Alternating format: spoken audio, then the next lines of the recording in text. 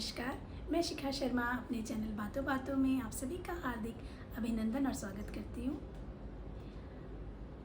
इतिहास गवाह रहा है कि कभी कभी जो युद्ध है वो तलवारों से पहले शब्दों से शुरू हुआ है। कोई अपमान के शब्द, घमंड से कही हुई बातें दो लोगों के बीच में, दो परिवारों के बीच में एक दुश्मनी की दीवार सी खड़ी कर देती है, तलवार खिंच जाती है। ये शब्दों का असर है। किस तरह से अगर शब्द अहंकार और घमंड के साथ बोले जाते हैं तो किसी के दिल को तोड़ सकते हैं, किसी के दिल को दुखा सकते हैं।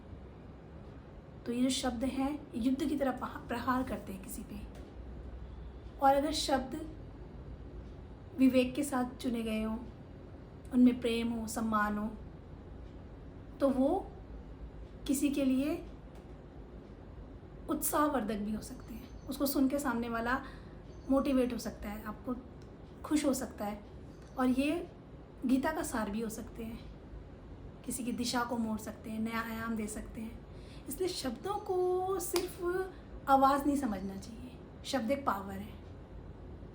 अब जैसे ये समझ लो कि हम बातचीत कर रहे हैं किसी के साथ, हमने मजाक में कुछ भी कह दिया, मजाक में हंसी उड़ा दी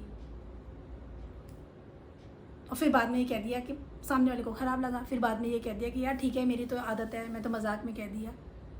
पर इस तरह के शब्द जब हम किसी को कहते हैं, किसी का अपमान करते हैं, चाहे वो मजाक में ही सही, वो दूसरे के दिल को तोड़ देता है, वो गहरे घाव से कर देता है, तलवार की तरह। इसलिए जो शब्दों का चयन करना है, चुनाव करना है, वो इस तरह से नहीं करना कि किसी को हर्ट करे चीज़। शब्दों का जो चुनाव है वो इस तरह से होना चाहिए कि आपको तो मज़ा आए बात करते करते, सामने वाले को भी जिससे आप बात कर रहे हैं वो भी सुकून महसूस करे, उसको भी अच्छा लगे। इसलिए कहा गया है, ऐसी वाणी बोलिए मन का आपा खोए, औरों को शीतल करे आप हो शीतल होए।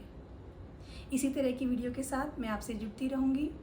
अगर आप चैनल पे नए हैं तो चैनल को सब्सक्राइब करें, वीडियो को लाइक करें, शेयर करें। Thank you and have a nice day.